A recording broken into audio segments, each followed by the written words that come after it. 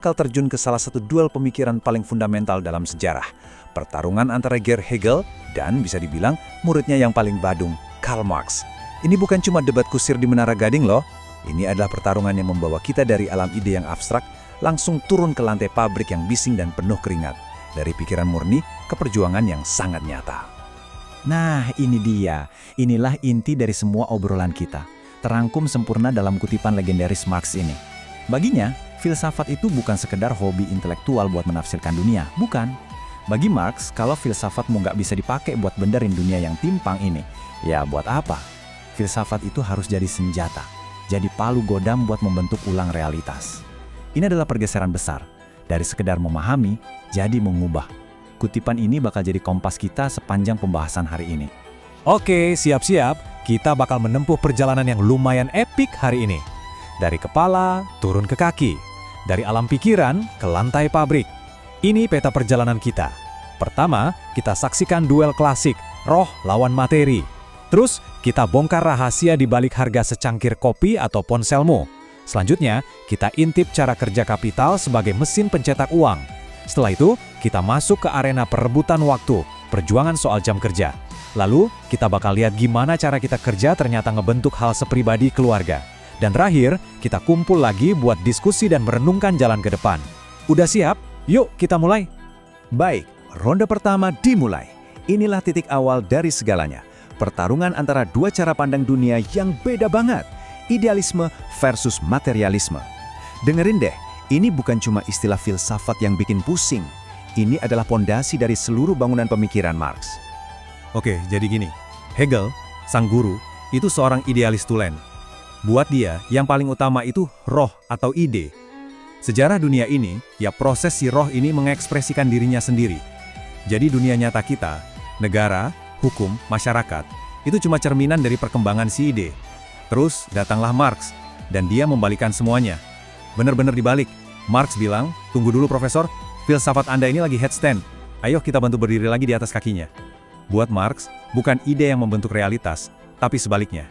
Justru kondisi material kita, cara kita kerja, cara kita makan, cara kita berproduksi, itulah yang membentuk kesadaran kita, ide-ide kita, politik, bahkan agama kita.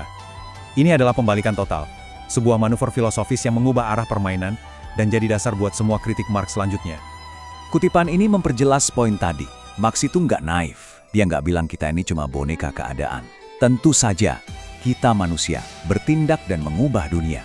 Tapi, kita nggak melakukannya di ruang hampa. Kita lahir di tengah keadaan tertentu. Ada teknologi, ada modal, ada hubungan sosial yang udah ada duluan sebelum kita lahir.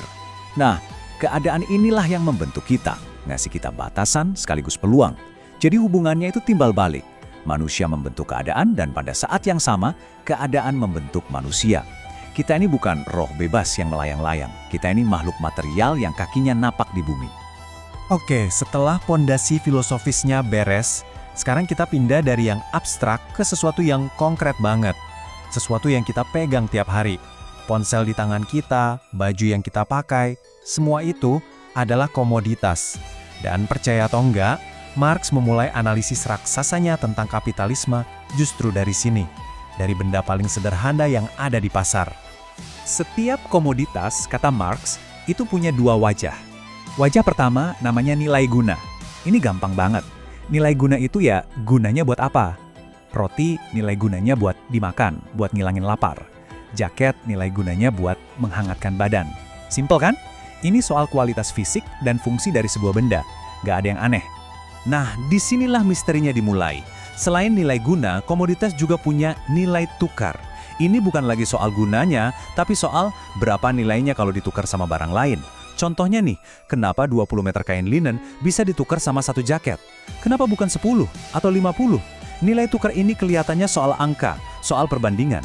Pertanyaan besarnya, apa sih yang nentuin perbandingan ini?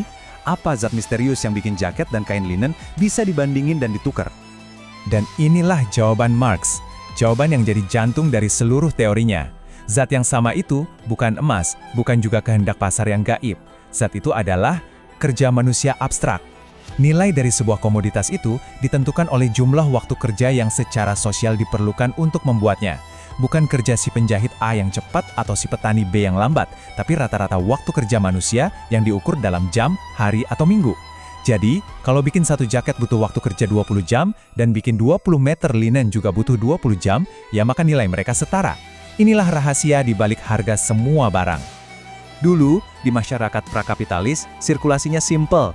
Alurnya gini, CMC, komoditas, uang, komoditas. Anda punya komoditas, C, misalnya kain, terus Anda jual buat dapat duit, M, lalu duitnya Anda pakai buat beli komoditas lain, C, yang Anda butuhin, misalnya jaket. Tujuannya jelas, menukar sesuatu yang nilai gunanya nggak Anda butuhin, buat dapat sesuatu yang nilai gunanya Anda butuhin. Uang di sini cuma jembratan, cuma perantara. Tapi, di bawah kapitalisme, sirkuitnya berubah total. Tujuannya bukan lagi dapat jaket buat dipakai, tujuannya jadi sesuatu yang lain sama sekali. Mari kita bedah mesin yang sebenarnya. Oke, kita dalami yang satu ini. Rumus kapitalis itu MCM aksen. Uang, komoditas, lebih banyak uang. Seorang kapitalis mulai dengan modal uang, M. Uang itu dipakai buat beli komoditas, C, bahan baku, mesin, dan yang paling penting, tenaga kerja.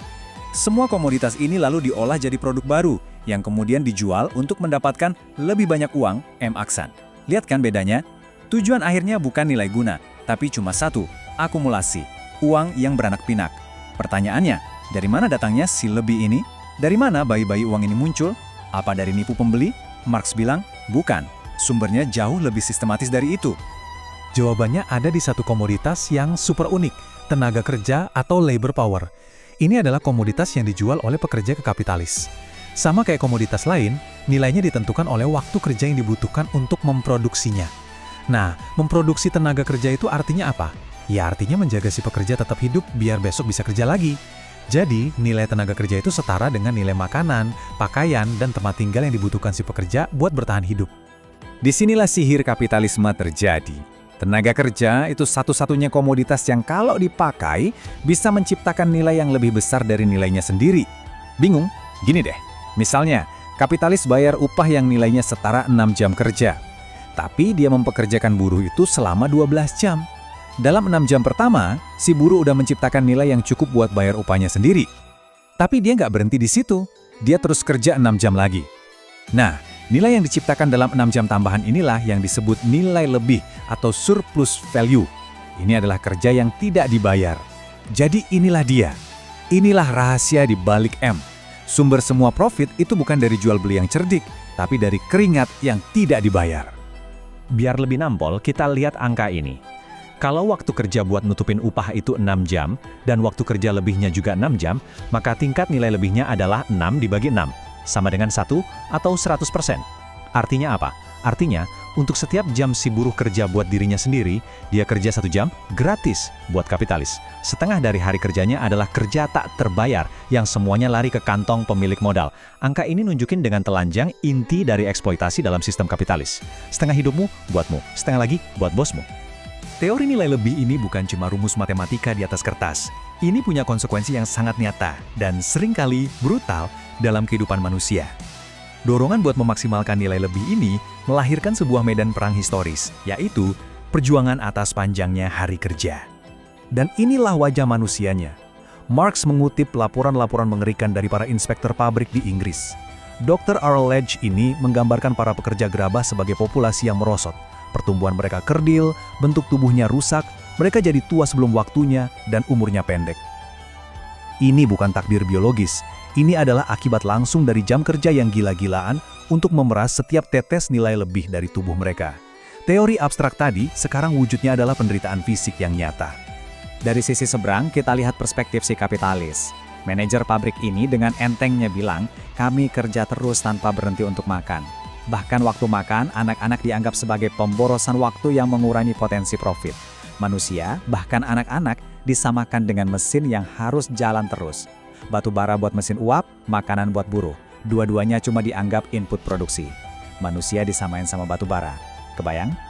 Slide ini nunjukin sesuatu yang penting banget. Hari kerja normal 8 jam yang mungkin kita nikmati sekarang itu bukan hadiah dari langit atau kebaikan hati para bos.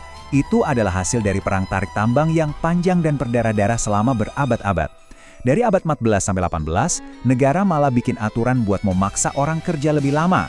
Bahkan ada usulan gila soal rumah teror, di mana orang miskin harus kerja 12 jam penuh. Baru pada pertengahan abad 19, setelah perjuangan sengit, undang-undang mulai memaksa pemendekan jam kerja. Jadi, batas hari kerja itu adalah garis depan medan pertempuran antara modal dan buruh. Oke, sekarang kita lebarkan pandangan kita. Marx dan Engels berargumen kalau cara kita berproduksi itu nggak cuma nentuin apa yang terjadi di pabrik. Nggak, cara kita berproduksi itu membentuk seluruh struktur masyarakat, termasuk institusi yang paling pribadi dan kita anggap alami, seperti keluarga. Friedrich Engels, sobat kentalnya Marx, menelusuri gimana struktur keluarga itu berubah seiring perubahan ekonomi. Dulu, di masyarakat komunal awal, garis keturunan itu lewat ibu atau hak ibu. Harta itu milik bersama klan dari pihak ibu. Tapi, begitu kekayaan pribadi muncul, misalnya dalam bentuk ternak, permainannya berubah. Para pria yang sekarang punya ternak sebagai properti pribadi, pengen modal pertama ini diwariskan ke anak-anak kandung mereka, bukan ke klan istrinya. Nah, buat mastiin itu, mereka harus tahu pasti siapa anak mereka. Inilah yang mendorong lahirnya hak ayah, di mana garis keturunan dihitung lewat laki-laki. Menurut Engels, ini adalah kekalahan historis besar bagi kaum perempuan, yang tujuannya cuma satu, memastikan properti tetap di tangan laki-laki. Pergeseran ekonomi ini ninggalin warisan yang penuh kontradiksi. Munculnya kepemilikan pribadi mendorong monogami, terutama buat perempuan. Tujuannya buat mastiin bapak dari si pewaris. Ini menciptakan standar ganda. Hubungan di luar nikah buat perempuan dicap dosa besar, tapi di saat yang sama prostitusi justru muncul sebagai pasangan informalnya. Jadi menurut Engels, peradaban kita ini punya warisan bermata dua, monogami dan prostitusi. Dan keduanya berakar pada hubungan kepemilikan. Jadi bahkan institusi yang kita anggap paling sakral sekalipun, ternyata punya akar ekonomi yang sangat duniawi. Provokatif kan? Sekarang, ayo kita tarik semua benang ini jadi satu. Wah, kita udah menempuh perjalanan yang cukup jauh ya, dari kritik filsafat Hegel, bedah ekonomi kapitalisme, sampai dampaknya ke struktur sosial. Sekarang, waktunya kita tarik kesimpulan dan mengembalikan semuanya kepada kita untuk direnungkan bersama. Jadi, kita balik lagi ke pertanyaan paling awal. Setelah menelusuri semua ini, dari roh absolut sampai nilai lebih, gimana jawaban kalian? Mana yang lebih dulu? Kesadaran yang membentuk kehidupan kita, atau justru kehidupan material kita yang membentuk kesadaran kita? Tentu saja, perdebatan ini nggak berhenti sampai di sini. Pembahasan ini cuma pembuka jalan. Diskusi adalah napas dari pemikiran kritis. Makanya kami pengen dengar dari kalian, para kamarat. Topik apa lagi sih yang bikin kalian penasaran? Apa kita harus bahas lebih dalam soal alienasi, soal negara, atau mungkin soal revolusi? Langsung aja tulis ide-ide kalian di kolom komentar. Mari kita hidupkan terus percakapan ini bersama-sama. Jangan lupa untuk terus ikuti Sabda Literasi, karena perjuangan pemikiran adalah bagian tak terpisahkan dari perjuangan pembebasan. Terima kasih banyak sudah menyimak. Salam pembebasan.